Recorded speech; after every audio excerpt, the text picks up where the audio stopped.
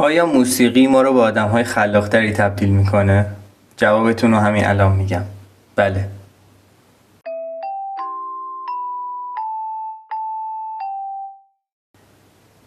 وقتتون بخیر. من پارسام و اینجا موسیقی در جریانه. توی این ویدیو میخوایم راجع به موسیقی و خلاقیت صحبت کنیم.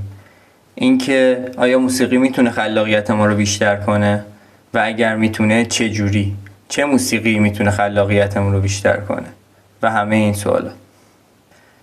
برای اینکه بخوایم به این سوال جواب بدیم ابتدا باید ساختار مغز رو یکم بررسی کنیم، البته به صورت کلی. آب بخوریم توش نمونه. مغز از 2 نیمکره تشکیل شده، نیمکره راست و نیمکره چپ. نیمکره راست بیشتر اون بعد خلاقیت، هنر، ساختار شکنی، البته ساختار شکنی منظورم ساختار شکنی در قالب هنر و اینجور چیزا مربوطه، یعنی مثلا یک چیزی مثل کوبیسم که حالا پابلو پیکاسو سبکش بود، یا مثلا امپرسیونیسم، یک سری ساختار شکنی های این شکلی کلن بعد بیشتر اون خلق کردن، هنرمندی، اینا همه معطوف نیمکره راست میشه. نیمکره چپ بیشتر ساختارگرایی و مثلا یاد گرفتن زبان یا مثلا حرف زدن، اینا چیزایی هستن که نیمکره چپ رو درگیر میکنه. وقتی موسیقی گوش میدیم اون بخش ملودی، هارمونی، پیچ PITECH و چیزهایی که به خود اون عناصر موسیقایی برمیگردن همه نیمکره راست رو درگیر میکنن و لیریکس و متنی که اون موسیقی داره نیمکره چپ رو درگیر میکنه. پس خود گوش دادن به موسیقی بی کلام که خب نیمکره راست رو درگیر میکنن، اون عنصرهایی که موسیقی بی کلام دارن، باعث میشه که انگار مغز ورزیده بشه برای خلاقیت و خلق کردن. پیشنهاد میشه ترجیحاً وقتی که میخواید به قصد افزایش خلاقیت موسیقی گوش بدید، موسیقی کلامدار گوش ندید، یا مثلا موسیقی که حفظید یا باش خاطره دارید رو گوش ندید، چون بخش‌هایی از ذهن و مغز و بدن رو درگیر میکنه، حالا حافظه بدنی رو درگیر میکنه که خب اون خاطرات شما توش اتفاق افتادن. خیلی اون یعنی میره تو خاطرات، میره تو گذشته، میره تو تداعی حس اون لحظه هایی که با اون آهنگ داشتید و خیلی اون بخش خلاقانه مغز رو درگیر نمیکنه. یا مثلا موسیقی که متن داره باز نیمکره چپ رو هم درگیر میکنه، خیلی تمرکزش روی نیمکره راست نیست. پس صرف گوش دادن به موسیقی، مخصوصا موسیقی بی کلام، باعث میشه که شما در طولانی مدت نیمکره راست تقویت شده ای داشته باشید و بعد خلاقانه شما بهتر کار کنه. یک آزمایشی بود تحت عنوان موزارت افکت که حالا ترجمه شده تأثیر موسیقی موزارت، که حالا اون جامعه‌ای که می‌خواستن روشون آزمایش کنن رو به 3 گروه تبدیل که نکردن، تقسیم کردن. یک گروه براشون موسیقی موزارت پلی شد، یک گروه براشون موسیقی مختلف دیگه پلی شد و یک گروه هم به چیز خاصی گوش نکردن. نتیجه گیری که از این آزمایش بیرون اومد این بود که حالا اونایی که موزارت گوش کردن خلاقیت بیشتری به خرج دادن، که البته این آزمایش بعداً رد شد چون آدم‌ها و دانشمندا فهمیدن که لزوماً حالا موزارت نبوده که باعث شده که اون آدم خلاقیت بیشتری داشته باشن. عنصرهایی که توی موسیقی موزارت بوده قطعاً تاثیر گذاشته، ولی چیزی که مهمه اون عنصرهای توی موسیقی هن.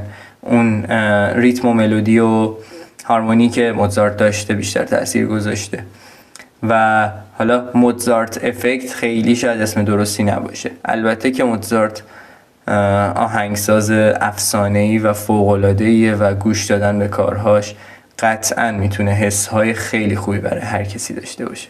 اما این آزمایشی که بعداً منسوخ شد و تاریخ انقضا داشت باعث شد که یه سری آزمایش به درد بخور دیگه هم انجام شه. یکی از آزمایش‌هایی که من بررسی کردم و حالا لینکشو میذارم براتون توی دیسکریپشن، یک مقاله انگلیسی ازش بیرون اومد که اگر کنجکاوید یا دوست دارید بیشتر بدونید میتونید برید مطالعهش کنید، که من حالا خلاصه‌شو دارم اینجا براتون میگم. آزمایش به این شکل بود که برای اون جامعه هدفی که داشتن این کسایی که آزمایش میکردن 5 حالت در نظر گرفتن و یک سری کار خلاقانه توی این 5 حالت ازشون خواستن.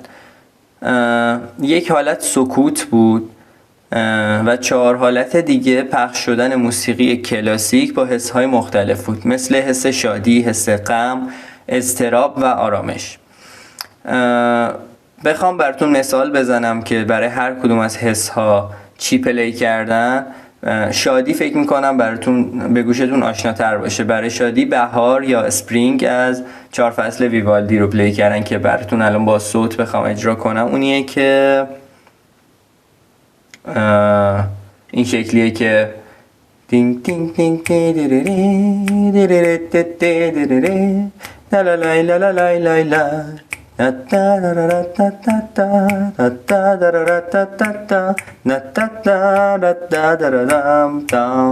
این رو براتون اجرا کردم که حالا مثلا شاد، موسیقی شاد تو ذهن ما خیلی مثلا با اندی و اینا گره خورده دیگه. برای ایرانی جماعت 6 و 8 خب خیلی موسیقی شادی حساب میشه، یا مثلا رنگ های کلاسیک ایرانی که داریم خب موسیقی شاد محسوب میشن. اما میخواستم توی این آزمایش بگم که دقیقاً منظورشون از اون حس شادی یه چنین چیزی بوده، حالا براشون مثلا اندی پخش نکردن. کارهایی هم که حالا توی این 5 حالت از اون جامعه هدف خواستن، یه سری کار خلاقانه مثلا این بوده که یک اسم جدید برای برنج خوردنی، نه اون فلزه، نه برای برنج خلق کنن. البته جا داره که یاد کنیم از کسایی که توی ایران هستن و اسمهای شاهکار و خارق‌العاده‌ای برای چیزهای مختلف مثل کشلقمه و درازآویز زینتی پیدا میکنن.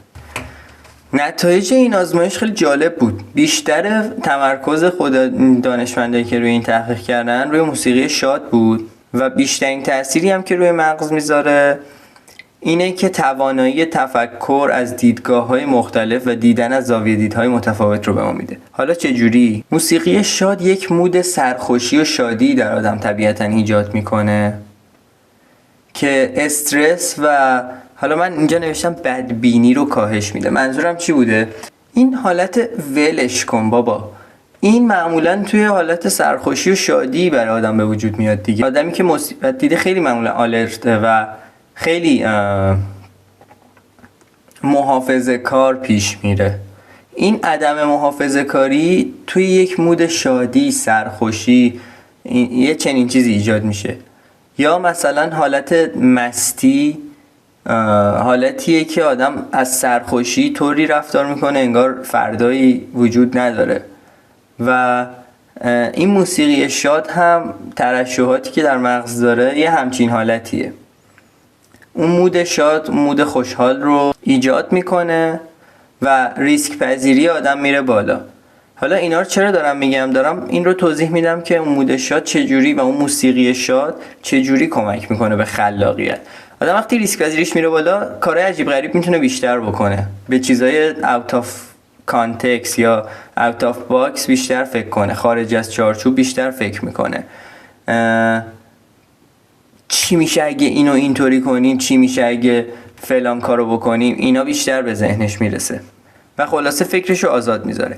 این گره میخوره به یک چیز شیمیایی تو بدن که ترشح دوپامینه. دومین نکته ای که موسیقی شاد گوش دادن بر آدم داره، همون چرخه دوپامین و لذت باعث میشه که آدم توانایی ربط دادن چیزهای مختلف به همدیگر رو داشته باشه. این چرخه دوپامین لذت باعث میشه که چیزهای مختلف رو بتونیم به همدیگه ربط بدیم. یک داستان جالبی که به وجود اومد و یکی از نتیجه های این آزمایش بود این بود که هیچ ربطی نداره اگر موسیقی که گوش میدید رو جز موسیقی مورد علاقتون باشه یا نه. اون دوست داشتن موسیقی که گوش میدید وقتی میخواید خلاق تر بشید خیلی در واقع تأثیری نداره. حالا یک جوری صحبت‌های من پیش رفت در راستای این پیشرفت که موسیقی ابزاری باشه برای پیشرفت خلاقیت، اما لزوما منظور من از این ویدیو و این حرفایی که زدم این نبود. منظور این بود که موسیقی به طور ناهوشیار میتونه خلاقیتتون رو افزایش بده. یعنی این امکان کیمیاگری این شکلی وجود نداره که حالا شاید وجود داشته باشه، لزوما منظور من این نیست که بشینم الان من یه موسیقی گوش بدم و یک خلاقیت بی‌نظیری حالا بهم الهام شه و اینجور چیزا. دوست داشتم که تفاوت این دیدگاهو بهتون بگم. تجربه شخصی من خب هیچ وقت ننشستم به خاطر اینکه خلاقیتم زیاد شه موسیقی گوش بدم، اما احتمالاً موسیقی خیلی کمکم کرده که بتونم خلاقیت بیشتری داشته باشم. خودم خیلی به این کارهای این شکلی خلاقانه علاقه‌مندم که چی میشه اگه فلان چیز و فلان چیز قاطی بشن. آلبوم هایی که مثلا موسیقی جاز رو با موسیقی ایرانی ترکیب کرده، مثل یکی از کارهای ماهان میرعرب هست که خیلی کار خلاقانه ایه به نظرم. اسم آلبومش سوی ایرانی جزه فکر میکنم اگر اشتباه نکنم. حالا اسمشون رو و لینک اسپاتیفایشون رو توی دیسکریپشن میذارم و کلی از کارهای دیگه که توی اینستاگرام براتون بیشتر میتونم مثال بزنم، الان شاید حضور ذهن نداشته باشم. خیلی برای من به شخصه حس میکنم که موسیقی قطعا چیزی بوده که تأثیر گذاشته روی اینکه بتونم آدم خلاقی باشم و دوست دارم که شما هم این رو به من بگید که موسیقی آیا بهتون کمک کرده که بتونید خلاقیتتون رو توی هر زمینه‌ای بیشتر کنید یا نه، و آیا تا حالا شده که به قصد اینکه خلاقیتتون افزایش پیدا کنه موسیقی گوش بدید؟ آیا شده که کنار کار کردن موزیک بذارید برای اینکه تمرکز یا خلاقیتتون بیشتر شه؟ برام توی کامنت ها بنویسید حتما. این ویدیو هم به پایانش داره نزدیک میشه. چی داشت تموم شد دیگه. این ویدیو هم تموم شد. خیلی ممنونم که تا اینجا همراه هم بودین. امیدوارم مطالبی که توی این ویدیو گفتم براتون مفید و لذت بخش بوده باشه. وقتتون بخیر. خدا نگهدار.